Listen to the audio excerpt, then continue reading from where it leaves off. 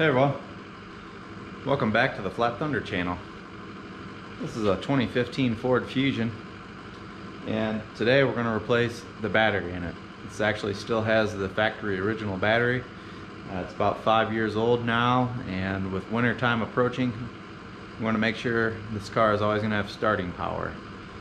PSA, check your battery before cold weather this winter. That way you're not stuck out in the cold. If it's over 5 years old, I say it's probably a good idea to replace it. And if it's not 5 years old yet, at least get it tested and make sure you have a good, strong starting battery for the winter time. No one wants to get stuck out in the cold. Stick with us. I'll show you how we replace this one. The battery on this car is on the driver's side, and it's conveniently located halfway under the cowl in front of the cabin. So that's sarcasm. This is really kind of a pain in the butt because the connection is underneath there, but if they got it in there, we'll get it out. This hold down clamp has two positions for a shorter battery and a longer battery. It's approximately 1.5 inches in difference. I almost had to purchase the longer battery that wasn't the same group size as this particular battery, but I was able to find it. I'll give you a better look when we get it out, but here's the part number 90T5. 90T5 is actually the size designation for this battery. Step one is you want to remove the negative side of the battery cable first. That way you don't accidentally short out on anything on the positive cable. So this particular battery clamp has a 10mm clamp on it, and you can't see it from there, but you'll see it when I take the battery out. The bolt that squeezes the clamp actually comes in from the top side instead of the side, and it's underneath this cowl. So I have my 10mm ratchet wrench. I'm gonna reach up there.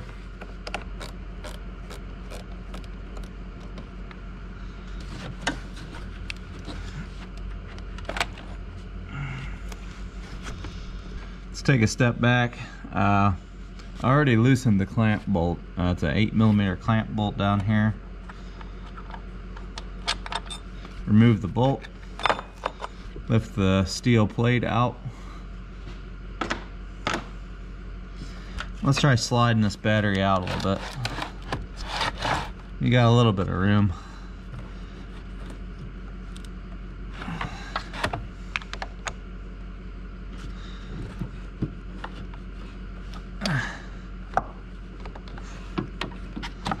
Okay, then we got that popped out.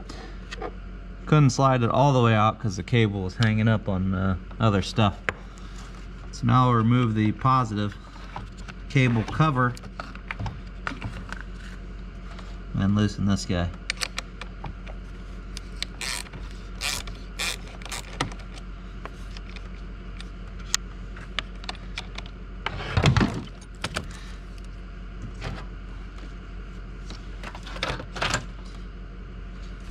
Here comes the tricky part. It doesn't look like there's a handle on this battery. Looks like I had one at one point in time, but it had to be removed from the factory. So slide it all the way out and try to work it out at an angle. Make sure you don't contact the positive terminal and the negative terminal in the car. Oh. Back all the garbage out of there.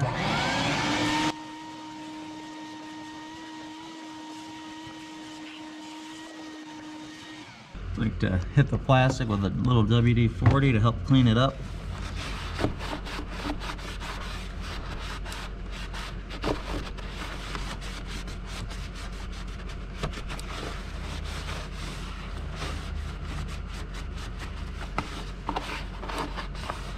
Good enough. Okay, check your cables for corrosion. Don't see any corrosion or acid buildup on these. I have my terminal cleaner here.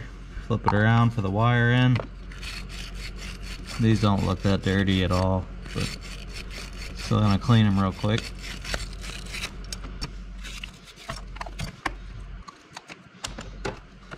This is pretty cool. If you've never seen this before, this is the first I've seen it. Since you can't access the side of the negative clamp because it's under the cowl back there. You'd normally have a side bolt like the one in the positive cable here. This has a wedge clamp. When you tighten this bolt down, it forces this block down the wedge, effectively pulling this clamp that goes to the other side, this sheet steel piece to the other side, which that's kind of neat, but it'd be a whole lot cooler if it wasn't under the cowl of the car. So here's the factory original battery, and if you look at the part number, if I can hold still enough so you can read it, it says 90T5-500.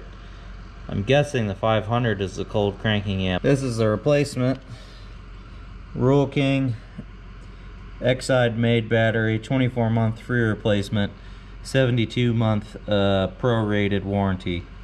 Is part number 90-72, group size T5, LB2/90. This one actually is a 600 cold cranking amp, so you can read that. So it's 100 more cold cranking amps than the factory original. This battery is really expensive. I wasn't impressed with how expensive it was. This battery was $124.99. My truck battery is only $79.99. So this battery is quite a bit more, and it's much smaller, which doesn't make sense to me. But you take the cables and tuck them behind your brake reservoir. It'll keep them out of the way. Slide it in an angle, and I always make sure I clean the terminals with my terminal cleaner before installing the cables. Looks like you should do that before you set the battery up there. So we're gonna have to take this back out. Clean the terminals real quick.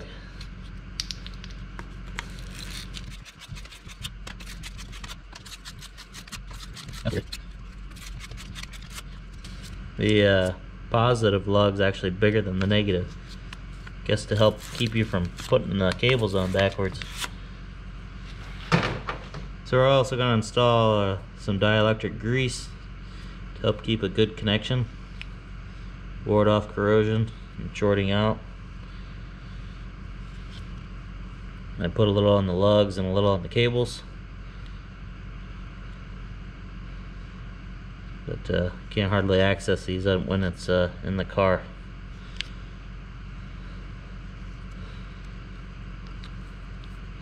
Okay, let's get her in the second time.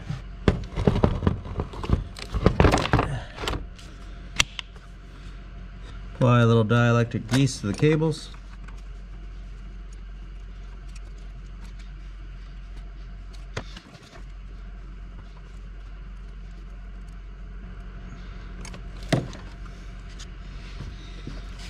Install the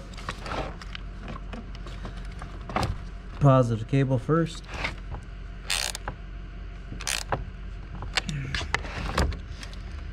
Okay, now we'll weasel the negative cable back in place. Put this cover back on.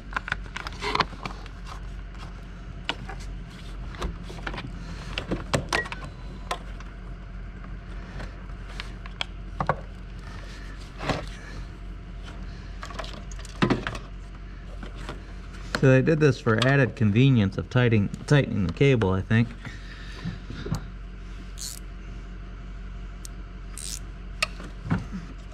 Again, you gotta reach underneath this cowl to tighten this, which is just ridiculous.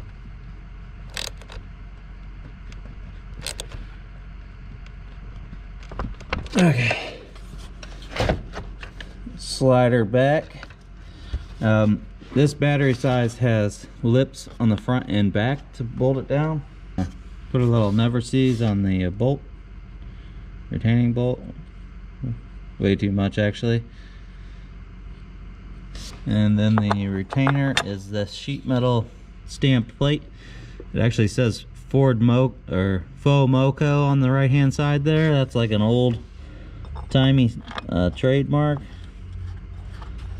Kind of like that, Faux Moco.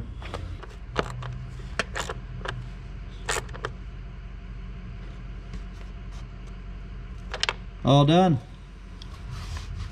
Yeah. That's a change of car battery in your 2015 Ford Fusion with a 1.5 liter EcoBoost. I'm sure the same procedure would follow for other model years with the same engine configuration and same body design. Check your battery before winter. If you like this video, don't forget to give me a thumbs up. Leave your questions and comments in that section below, and don't forget to hit that subscribe button over there. Catch you next time.